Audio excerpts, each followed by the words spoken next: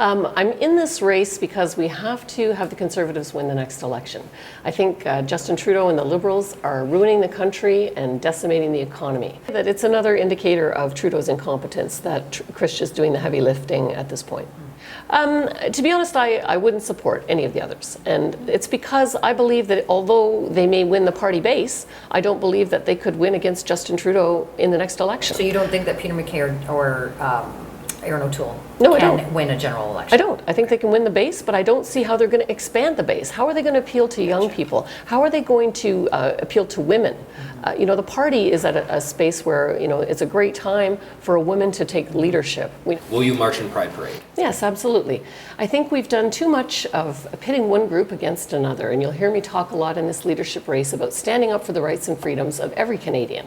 So I'll be standing up for those that are pro-life, those that are pro-choice, those that want to march in a Pride Parade, and those that don't want to march. Because I think as Canadians, we have our individual freedoms, and in order for us to have our freedoms, we have to give other people their individual freedoms, and I think we need to treat one another more respectfully and more positively. Canadians are over that. They want to move on. 77% want abortion services. People are fine with same-sex marriage. And so what they want is, what are we going to do to our country to restore our economy? How are we going to afford our healthcare system when we have 1 in 6 seniors that are going to be 1 in 4 seniors, no plan for the shortage of doctors, nurses, and medical workers, no plan for an increase in chronic disease, addictions.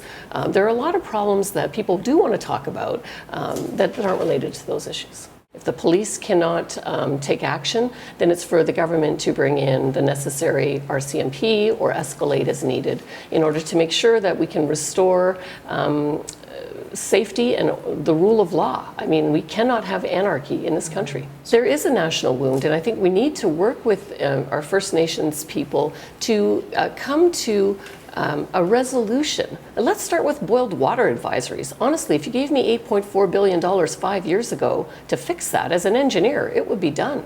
And so, let's start with the things that practically we can do. But I think First Nations people want to be transitioned to a prosperous, independent First Nations. I think that's what everybody wants. And we want to heal the wound that you've referred to and live together in Canada.